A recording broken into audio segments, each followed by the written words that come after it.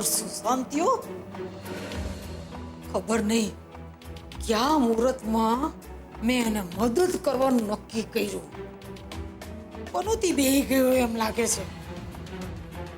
નહીતર આમ અચાનક ઓદા કોપાયમાન થાય. રાઘવ અને રાહુલે ભેગા મળીને કિંજલ ને સુશાંતને પરણાવવાનું જે કાવતરું કર્યું હતું ને, એ ગુના બદલ તમને આ સજા કરવામાં આવે છે. અરે પણ અદા ચૂપ ભવાની વાવ. કોઈ વાટકી વ્યવહાર થશે નહીં, કોઈ તમારા ઘરનો ઉમરો ઓળખશે નહીં. તમને આજથી અત્યારથી જ દાંત બાર કરવામાં આવે છે. કિંજલડી નખો દિયાણ આટલા ધજાગરા કર્યા પછી કેવું માથું ઊંચકીને ફરે છે. અને આય મારા કાનુડાને પોલીસ ગોતતી ફરે છે. તમે રાહુલના મમ્મી છો? હા સાહેબ. ક્યાં છે રાહુલ? બોલાવો એમને. રાહુલ તો ઘરમાં નથી અત્યારે. રાહુલે કઈ લીલા રચી છે? બા, તમારા રાહુલે આ લીલા નથી રચી, કાંડ કર્યું છે, કાંડ. એક મહિલા કિંજલ ભટ્ટને ખોટી રીતે બદનામ કરવાનો કાંડ કર્યો છે. મારી પાસે સર્ચ વોરંટ પણ છે. બાકી રહી ગઈ તી મારા જ ઘરની અપલખની સરોજ. મને કે છે મને કે મારો કાનુડો મારા કારણે મંઠી ગયો છે. હાલી નીકળી છે. આ ઊંધું નહીં બોલો બા. આ બધું તમારા લોકોના કારણે જ થયું છે. તમે અને રાહુલ. અરે મારી માવડી કાંઈ સુસ્તું નથી. શું કરવું? આમાંથી તું સરકવાનો માર્ગ બતાવ. એ મારી માં મારા કાનુડાની રક્ષા કરજે હો. રક્ષા કરજે ની રક્ષા કરજે.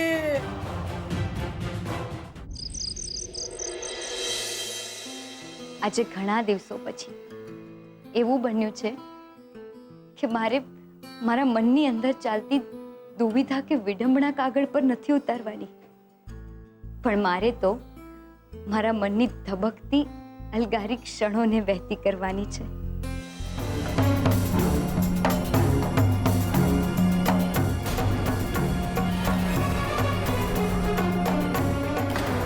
હાય ક્યાંક બા ગયા કે શું? ક્યાંક રાહુલની ચિંતા જીવલેણ તો નહીં સાબિત થઈ હોય ને? ઉમાડી રે બા. બા બા હાય શ્વાસે નથી ચાલતો. ઉમાડી રે શું કરું?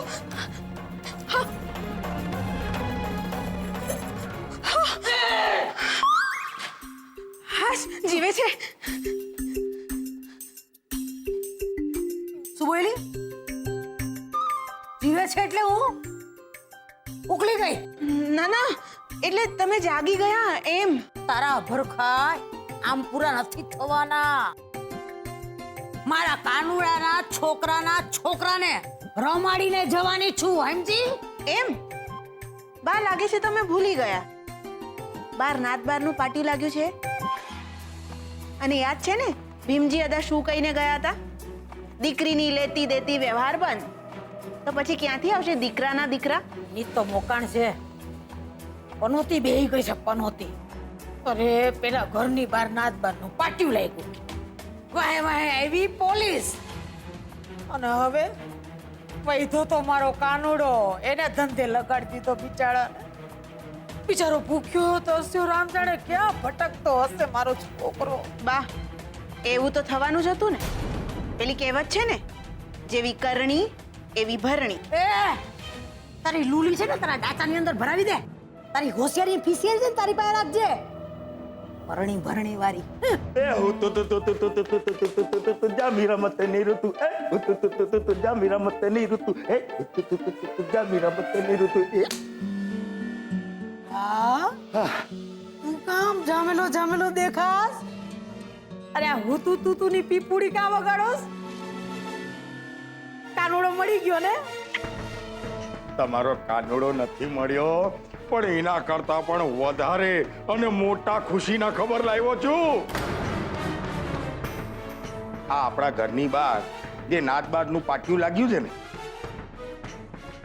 જે નોટિસ છે ને, એવી જ નોટિસ ચાની દુકાને પણ લાગી છે. પણ એ સરકારી છે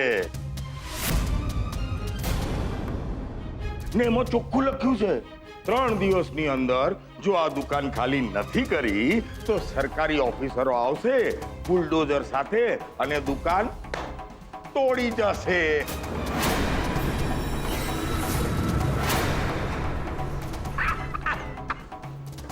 રઘુલા હાચું કેસ હા મસ્ત કરી એટલે આખી વાત સોમવાર ઉપર ગઈ એમ જ ને?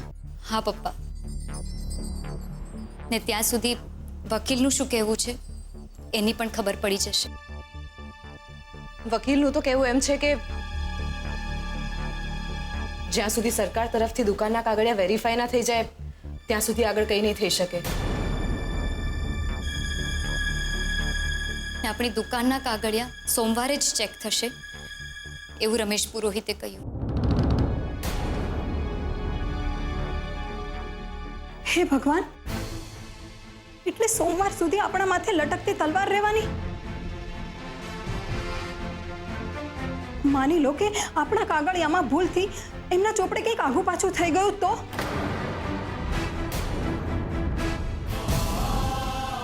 શું એમની ભૂલના લીધે આપણી દુકાનનો ભોગ લેવાઈ જશે?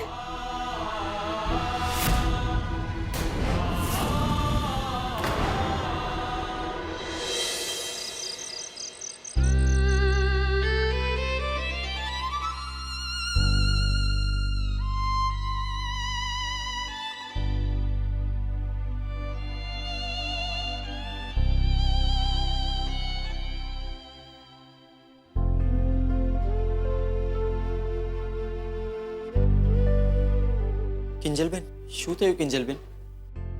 તમારી તબિયત તો ઠીક છે ને? તમે કચેરી જઈ આવ્યા? શું કહ્યું પેલા વકીલે? બોલો ને કિંજલબેન, શું કહ્યું? શું કે ગુલાબ, શું કે બધું સોમવાર પર ગયું છે. ખબર નહીં અહીંયા શનિ રવિ આપણું કેટલું બીપી વધતું રહેશે.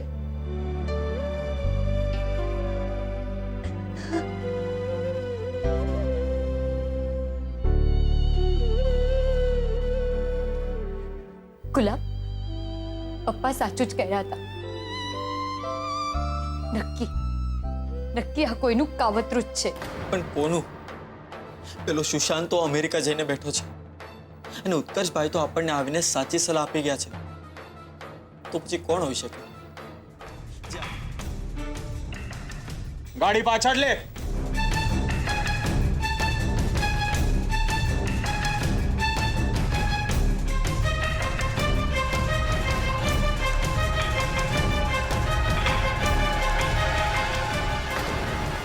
એ છાની માની ડોયાન જેમ ઊભી રહે ને, દાનવીર કરોનો ના જોયો તો હાલી મોટી મદદ કરવા કઈ જરૂર નથી. ચૂપચાપ હાલ ઘર ભેગી થા. ચાલ ને હવે છાની માની હાલ ઘર ધોર હું બાકી રહી ગયું છે. હાલ ઘર ભેગો થા. હાલ અંદર જા.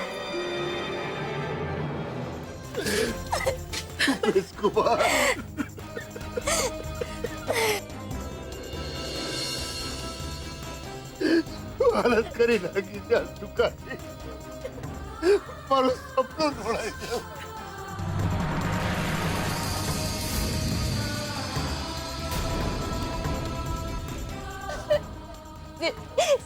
આપણી દુકાન. રૂપેશ, આપણે કિંજલને ઘરે લઈ જઈએ. નહીં, મારી દુકાન.